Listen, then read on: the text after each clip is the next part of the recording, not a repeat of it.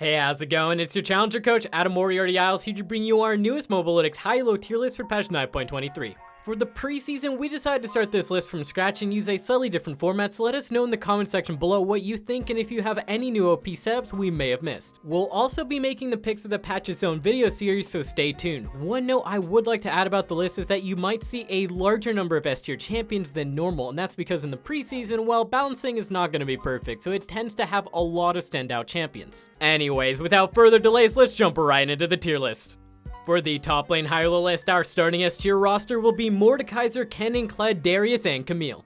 The High-ELO top lane meta got thrown into a bit of chaos with the preseason changes. This was to be expected though, as Riot had mentioned they wanted to do something about top lane agency with the addition of the alcoves combined with herald changes. But funny enough, all of that was invalidated by the strength of the Dragon Soul buff, making bot lane the highest priority lane, leaving top laners to just fight each other to the death even though the outcome doesn't matter with Conqueror, Sanguine Blade, and overpowered AP champions like Ryze or Kennen for example. There still haven't been too many High-ELO games to grab data off of, but some champions that have come to the forefront of top lane are none other than my least favorite champion in the game, Blue Man Group Reject Ryze version 17.7. Just as the super top foretold, mage top laners who can abuse the new Conqueror are incredibly powerful, able to easily win 1v1 both in lane and in the side lane while still maintaining his scaling teamfight status.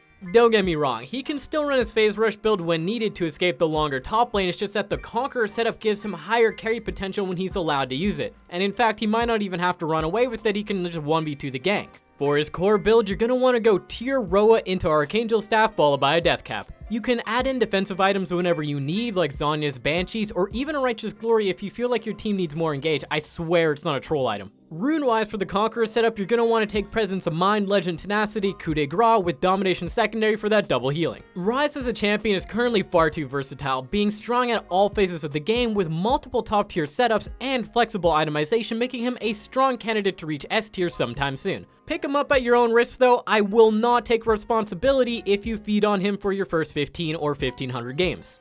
Our next champion might be a bit of a surprise as Quinn was actually put in A tier. The reason behind this is that she's a marksman champion. That means if she has a terrible build path, she will be a terrible champion, hence her only being used as a Renekton encounter during Season 9. Season 10, bam, we got Sanguine Blade, we got other lethality items, and we got the new Storm Razor which opens her up to have a crit option as well, allowing her to actually have builds that do something post-laning phase. You'll want to start off with Sanguine Blade as your core, followed by Duskblade Ghostblade. You can also try going Storm Razor, i.e. Shiv, after your Sanguine Blade as another really strong option, but I prefer the lethality setup personally, but it doesn't really matter too much, both setups are really strong. For her runes, Press the Attack is still the standard with Inspiration secondary for free boots and biscuits because ain't nobody got time to spend money on that, you gotta spend money on longswords if you're playing Quinn. Conqueror is also becoming a pretty good keystone for her, but we like to see it get more popular before we recommend it. Pick up Quinn if you like to bully lane with a ranged champion, roam around at high speeds, and you don't want to take TP every single game. That means that one of the most hated top lane champions in the entire game is up next, and that's Kennen. He lost his ability to hyperscale with Kleptomancy in Season 10, but he still has a million other setups to fall back on, like Phase Rush, Airy, Electrocute, or even one that's incredibly popular among Korean and Chinese pros. Okay. People are probably gonna guess what it is, and yeah, big surprise, it's Conqueror. For his build, you can do his normal setup of Protobelt, Spellbinder, Deathcap with a Zhonya's and Morellas thrown in whenever needed, but currently many pros are experimenting with a Gunblade, Oblivion, or Zhonya's option, which can be a build with a lot of potential when combined with Conqueror. With Presence of Mind giving him energy resets and extra max energy, he can be both an amazing teamfight threat and an absurd 1v1 split pusher with the extra healing from the Domination secondary tree. Honestly, the Gunblade setup might be really well suited to solo queue because it gives you extra 1v1 and split push potential, but you'll still be able to hit R and flash and kill everyone in a team fight with extreme mechanical proficiency. In the jungle, our starting S tier roster will be Nunu, Warwick, Kindred, Elise, Shaco, Taliyah, Echo, Nidalee, and Normal Lee. With the changes to the jungle coming in this season, and I'm mostly talking about the combination of lower camp timers with no catch-up XP, we no longer have to call out better jungler wins in all chat. And that's because it's already extremely apparent on the scoreboard since one of the junglers is almost always 3 levels down on the other one. This is why you see so many top tier junglers having incredibly strong invade and skirmish potential. Because if one jungler gets even slight camp lead over the other one, it tends to just dominate the matchup until the Dragon Soul power spike where the game just normally ends. One of the champions that excels at this kind of playstyle was able to not only dominate solo queue, but dominate the most illustrious tournament that's ever happened during the preseason 10, and that's Twitch Rivals, which was Olaf. Olaf in Season 9 had a crucial flaw where if he just couldn't snowball hard enough to end the game before 25 minutes, he would lose. But in Season 10, as long as he uses his absurd dueling and clear speed to net himself early priority on dragons, then as long as he gets the dragon soul, he can likely AFK in the fountain post 25 minutes and still win, as it's more useful than he is. For his build, you can go either blue smite or red smite, but pick up warrior enchantment and solo queue. Follow that up with black cleaver into GA as your standard route, but feel free to throw in Starox, righteous glory, spirit visage, or Maw as needed. Rune-wise, the obvious choice is good old Conqueror, with Triumph, Last Stand, and Ledger Alacrity. Secondary-wise, the standard is free shoes with approach velocity, but some new tech I heard of through my connections on the streets of Runeterra is to go water walking with Nimbus Cloak, as Smite can proc it extremely easily. Let's talk about Elise, as she might be a champion who you wouldn't expect to be at the top of the list, since her clear speed isn't super fast, so if her ganks fail, she's gonna fall massively behind in levels. Thing about Elise though in the current climate of solo queue is that she has amazing dragon control, since she has a strong secure, can solo it efficiently, and it's pretty fast too, meaning if she does use her incredibly strong early ganks to kill mid or bot lane, she can easily drag right afterwards. For her build, rush Runic Echoes with blue smite so that you don't miss Cocoon as often, followed by Sork Boots, Oblivion, or Zhonya's as your core. After that, get more AP items like Void Staff Leandries or even Deathcap Medjais if you're snowballing. For her runes, just a standard Electrocute primary with Sorcery secondary will be fine, though many people take Inspiration or Precision secondary as well. It's really up to personal choice. You're gonna want to pick up Elise if you like AP burst junglers who like ganking and invading instead of AFK farming the whole game and hoping all lanes win. Last up, a champion you might not like seeing in S tier because every single autofill is going to pick him up, it's Lee Singa. With the updated Conqueror, the amount of DPS and healing he dishes out makes him one of the best dueling junglers in the game at the moment, allowing him to fairly easily snowball the early game. Combine that with the ability to pick up the new lethality options when he does snowball, and the amount of early pressure he puts out on the game is just way too high. Build-wise, go Red Smite Warrior Enchant into Black Cleaver GA as your core, but if you're feeling confident, which I mean, you picked up Lee Sin, so your body's already telling you yes on buying lethality items like Edge of Night, Sanguini Blade, Umbral Glaive for the Blackout passive. For his runes, just go the standard Conqueror route with secondary Inspiration for Magical Footwear and Cosmic Insight for maximum outplay potential. Pick up Lee Sin if you actually main jungle and like playing early game playmakers who pretend they have really good mechanics, but in reality they just slowly walk up and RQ combo someone. Moving on to the mid lane list, our starting S tier roster will be Rumble, Echo, Talon, and Katarina. Mid lane, just like last season, is mostly just about pushing out mid lane followed by roaming to kill bot lane. It's just that last season you did it for fun and gold, but this season you do it for the Dragon Soul control. In Season 10, a new class of champion has started to appear as well as dominate the mid lane, and that's control mages that abuse Conqueror. There's a bunch, but today we're mostly going to focus on Yasuo's new favorite champion due to his affinity with her personality, and that's Snake Lady Cassiopeia. Due to her Q movement speed, she didn't actually need Phase Rush before, so instead she's able to tank Conqueror now, allowing her to deal more damage and heal more, which makes it so much easier for her to outplay early fight situations. You're gonna want to take Conqueror, Presence of Mind to help with mana regeneration, Legend Tenacity since you can't build Merc Treads even when you really want to, and then also Domination Secondary to stack more healing. As for her build, it really didn't change much. You can go Archangels into Rally's Leandries, which is pretty much still the standard. Some pros have been testing out Rod of Ages first on her, but I feel like it's more situational and not as strong as the regular Archangel's first style. You're gonna want to pick up Cassiopeia if you like control mages that play a Lane Kingdom style that rely on 1v2 and 1v3 in ganks rather than having the knowledge to control their wave or even a minimap.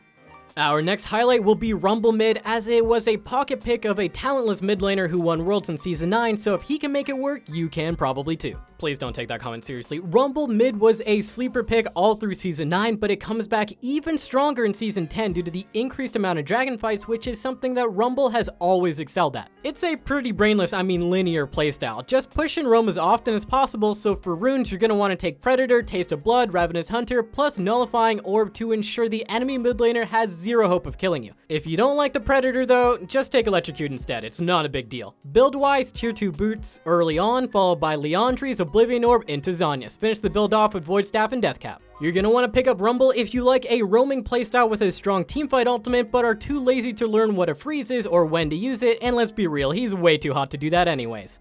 Unsurprisingly, Kiki is still near the top of the tier list for similar reasons as to Rumble, but she's an AD champion and likely roams as fast as he does even without the Predator. Thanks to the increased lethality items though, she will now have way more options in terms of itemization going into the mid to late game, and we can likely see people stop building Black Cleaver on her and instead go for more optimal items like Edge of Night. Speaking of her build, she should go Tiamat into Duskblade Ghostblade, though you can go Ghostblade first item if you're super focused on map movement and roaming. Follow that up with an Edge of Night, GA, or Last Whisper item to round out your build. For runes, nothing fancy, just Domination primary for Electrocute and Inspiration secondary for Biscuit Delivery and Time War Tonic to help you secure your pre-6 laning just a little bit easier. Add her to your champion pool if you aren't edgy enough to be a Talon one-trick but still like the heavy roaming AD assassin playstyle while still having a strong team fighting presence when you combine your ultimate with the flank. We got the bot lane list now, and the starting S tier roster will be Senna, Ashe, Jhin, Caitlyn, Kai'Sa, Heimerdinger 1, Lucian, and Draven. The bot lane meta right now really just has one thing in mind. Does your champion have enough agency on its own to get priority for the dragon fights? Lucian is definitely a champion who can do that in his current state, thanks to his lane bully status, plus once he hits 6 he can often dash forward for kills even without the help of his support, or at the very least chunk out the enemy AD carry enough to get dragon control plus some plates as a bonus. You can still do his old Season 9 build with Borkin to crit plus press the attack, but he still does have a new setup that is popular in China at the moment that is doing slightly better. It's nothing too new or anything ridiculous, you just do a full crit build with Essence Reaver, Infinity Edge plus a Zeal item, most commonly Rapid Fire Cannon. The only difference is that you combine it with Conqueror plus Legend Bloodline to make up for the lack of lifesteal, and you'll get bigger crits on top of that. You can still go Inspiration secondary for free boots and biscuits. This build will allow you to scale well into the mid game without losing too much of your early game power that Bork gave you before. You're going to want to pick up Lucian if you like high mobility lane bullies. That's pretty much what he is. Speaking of high mobility champions, Ezreal has a new preseason setup that has been doing pretty good in High-ELO. Wait, Adam, don't you hate Ezreal? Why speak well of him and highlight him as well? Well, I'd like to correct that statement. I hate off-roll Ezreal players, and I hate people who main AD carry who have 45% win rate Ezreals or below and still choose to pick him. He's actually a strong champion in my opinion when mastered, but since he's so fun to play, people enjoy feeding on him anyways, kinda like Yasuo, so it doesn't matter if they're 015, they had fun. For his build, you're gonna want to take the standard AD route of Manamune into Triforce, then Bork. Yes, I said Triforce, it far outperforms Iceborne Gauntlet currently, so only pick up the Frosty Gloves versus full AD comps. For his runes, you're going to want to go Conqueror Presence of Mind with Sorcery secondary for Transcendence Mana Flow Band. This setup actually gives Ezreal huge DPS during the mid game, but it requires him to auto attack, which isn't unlocked on his skill bar for new Ezreal players. Such a shame. Pick up Ezreal if you like high mobility champion focused on poke and outplays, as long as you're okay with every single support player likely hating you the second you lock it in. And last but not least, another champion that was used to win the illustrious Twitch rivals, and that's Heimerdinger. You know what, there's probably something wrong with bot lane when Heimerdinger is what peak bot lane carry performance looks like, but that's the world we live in right now. Thanks to his ability to gain lane priority 1v2 without the need for his support to do literally anything, he becomes a safe, consistent pick who can survive on his own. For his build, keep it simple with a Ludens and Zhonya setup for maximum wave clear plus survivability, followed up by a Leandries with Void Staff Death Cap or Morelos as needed.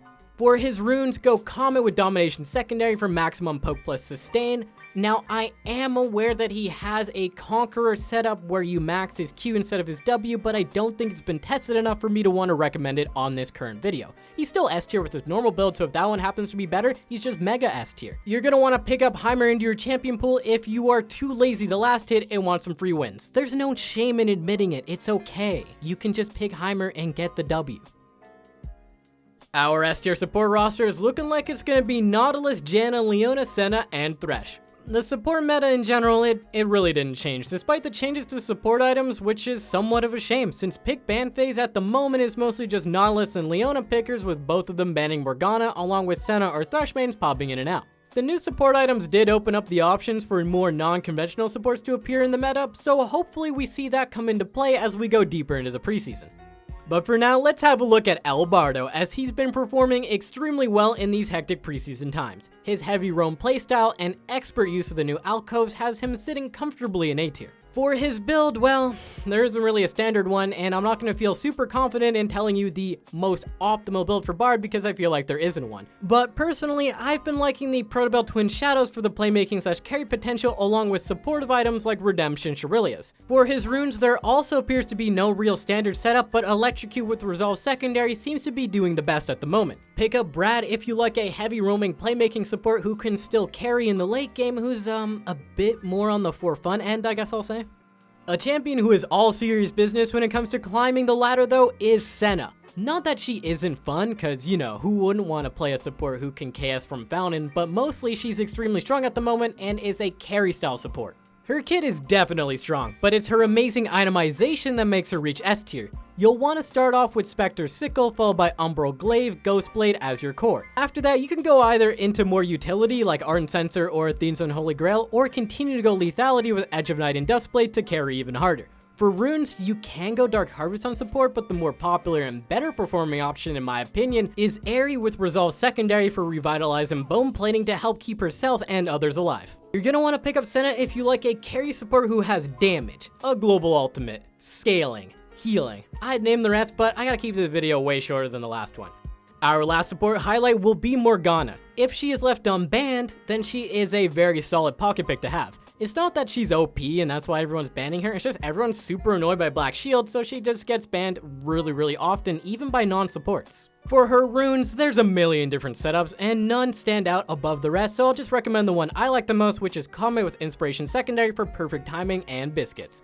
Build-wise, once again, there's just way too many different setups, and so let's just go for the standard one of Zhonya's with Aegis item secondary, either Locket or Zeke's, followed by Shirelia's or Redemption, then the other. This setup gives you a good mix of survivability, utility, and AP for carrying. Morgana's got great matchups into Hook champions or Rakan, so if you ever see a chance to pick Morgana into these matchups, you pretty much get a free win as long as you're able to hit E on time. Just avoid the Bard matchup because his Q stuns through your Black Shield and it's just really annoying. Thanks again for watching our High-ELO tier list for patch 9.23. Feel free to ask us any questions in the comment section below for us to answer in our next Q&A. We'll also be releasing a pick of the patch video very shortly, so stay tuned for that, and make sure to check out more stuff at mobalytics.gg. I'll see you out on the Rift.